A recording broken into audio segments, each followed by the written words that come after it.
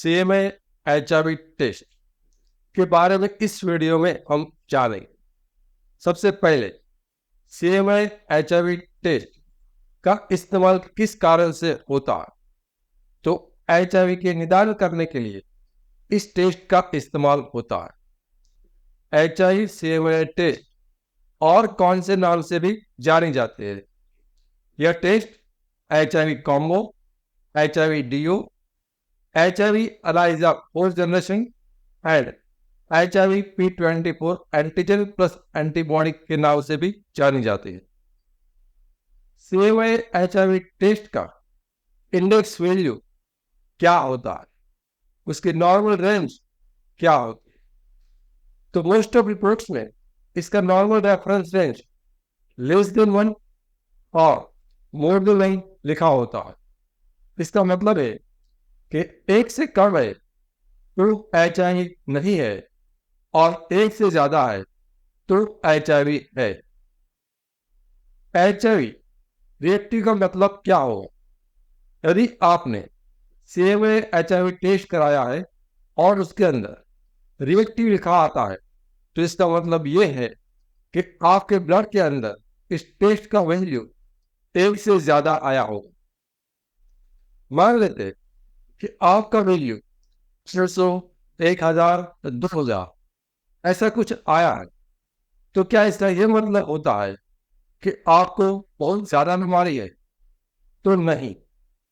यह टेस्ट का इस्तेमाल सिर्फ और सिर्फ एचआईवी है या नहीं उसके लिए किया जा सकता है। हमारी बीमारी कौन से स्टेज में है, ग्लोबल स्टेज है या नहीं, वह इस रिपोर्ट से पता नहीं चल सकता। आपका वैल्यू 2 आया हो या 200 आया हो या 2000 आया हो, सभी का मतलब एक ही है, एचआईवी है। इस एचआईवी टेस्ट का एक्यूरेसी क्या है। यदि आपका टेस्ट पॉजिटिव आया है तो आप एक पॉजिटिव रिपोर्ट के आधार पर कभी भी एचआईवी पॉजिटिव का ट्रीटमेंट चालू नहीं करते हैं। हमेशा एचआईवी पॉजिटिव रिपोर्ट्स को अन्य रिपोर्ट से कंफर्म करना होता है। आप अन्य किसी भी किस्म का 2 रिपोर्ट करा सकते हो, वह चाहे एचआईवी टारगेट हो या कॉम्बैट हो या एचआईवी एलाइजा हो, और ये रिपोर्ट पॉजिटिव आते हैं, फाइनली कंक्लूजन में आएगा कि एचआईवी की बीमारी है और उसके बाद ही एचआईवी का इलाज चालू होगा। सीएमए एचआईवी टेस्ट का विंडो पीरियड कितना होता है। तो याद रखें, सीएमए एचआईवी टेस्ट का विंडो पीरियड 45 डेज यानी कि 45 दिन होते हैं।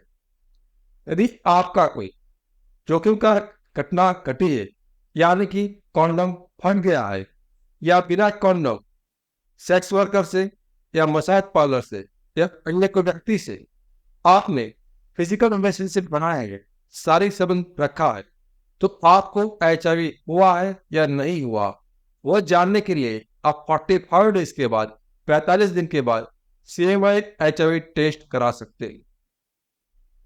यदि आपका रिपोर्ट कराया है और रिपोर्ट में नॉन रिएक्टिव आया है, HIV CMA test non reactive है, तो क्या आपको दोबारा रिपोर्ट करने की आवश्यकता है या नहीं।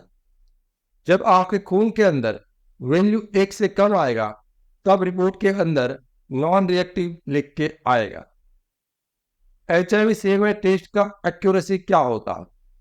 तो इसकी एक्यूरेसी काफी ज्यादा है और आपने विंडो पीरियड के बाद ये रिपोर्ट्स कराया है यानी कि 45 डेज के बाद ये टेस्ट कराया है, तो आपको दूसरा और कोई टेस्ट कराने की जरूरत नहीं है।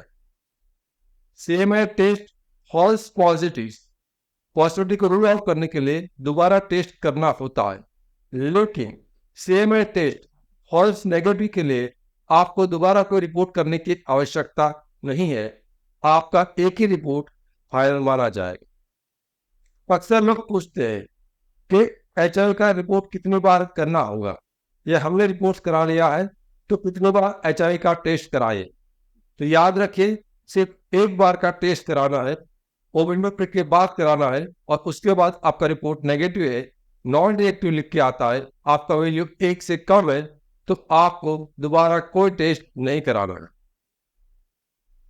कभी कभार कुछ लोग एक से ज्यादा बार HIV का टेस्ट कराते हैं और उसका वैल्यू दूसरे रिपोर्ट में पहले से ज्यादा आ जाता है, तो उसको ये डर लगने लगता है कि शायद HIV की बीमारी उसके शरीर में धीरे धीरे बढ़ रही है। लेकिन याद रखिए, आप एक रिपोर्ट कराओ या 5 रिपोर्ट्स कराओ, जब तक आपकी रिपोर्ट का रिजल्ट 1 से कम आ रहा है तब तक आपको HIV नहीं है और आपको डरने की कोई आवश्यकता भी नहीं है। कभी बार ऐसा भी होता है कि वैल्यू जो है, इंडेक्स वैल्यू, रेफरेंस रेंज का जो वैल्यू है, उसका रिजल्ट से काफी नजदीक हो जाता है। यानी कि मान लीजिए किसी का रिजल्ट 0.85 आया, तो उसको ऐसा लगता है कि उसका वैल्यू 1 से काफी नजदीक है, तो कहीं मैं HIV से नजदीक तो नहीं हूं। तो याद रखिए, ऐसा नहीं होता है। यदि आपका वैल्यू 1 से कम है, वह चाहे 0.1 से लेकर 0.99 तक कुछ भी हो, तो इसका एक ही मतलब होता है, आपको HIV नहीं है। ये टेस्ट का खर्च कितना आता है? तो एक टेस्ट का खर्चा 600 रुपये से लेकर 1000 रुपये के बीच में पीपल्स लैबोरेटरीज में हो सकता है। इस रिपोर्ट का यदि आप कराना चाहो तो कितने दिन में आपको रिपोर्ट मिल सकता है? औसतन 1 से 2 दिन का वक्त लगता है रिपोर्ट मिलने में, लेकिन लेबोरेटरी के वर्कलोड के आधार पर ये वक्त कम या ज्यादा भी हो सकता है।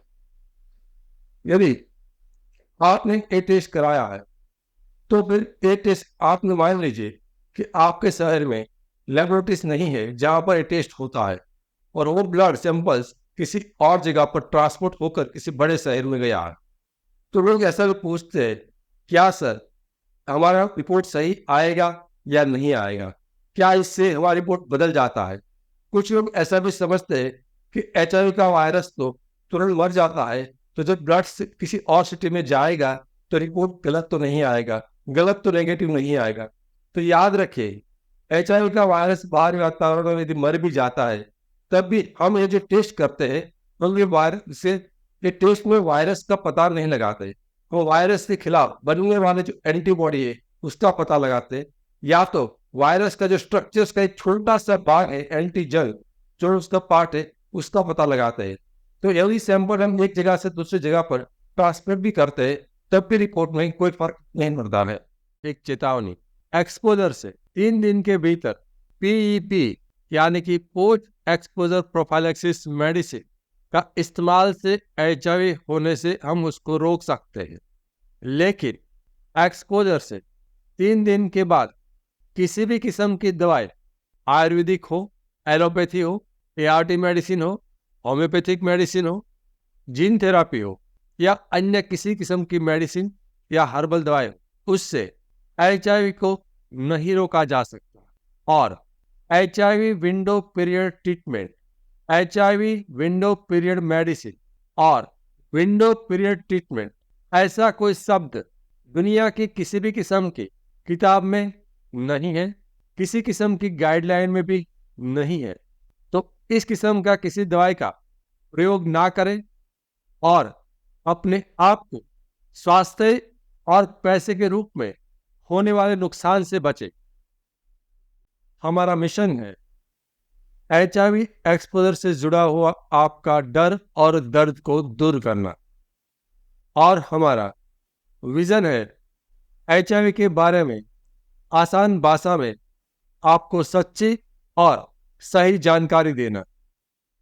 मैं HIV AIDS specialist doctor Ketan Ranpariya पिछले 17 सालों में 12,000 से भी अधिक पेशेंट का कंसल्टेशन कर चुका हूं।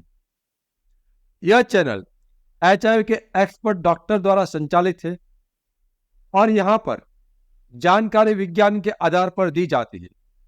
लेकिन याद रखिए, समय के साथ विज्ञान बदल सकता है। यहां पर कही गई बातें एक आम जानकारी के लिए है। कभी भी किसी भी किस्म की जानकारी को अपने जीवन में लागू करने से पहले HIV एड्स स्पेशलिस्ट डॉक्टर से व्यक्तिगत रूप से राय लेना अत्यंत आवश्यक है। HIV के सिम्टम्स के बारे में अधिक जानकारी के लिए लेफ्ट साइड के प्लेलिस्ट पर क्लिक करें और HIV के टेस्टिंग के बारे में अधिक जानकारी के लिए राइट साइड के प्लेलिस्ट पर क्लिक करें। Thank you.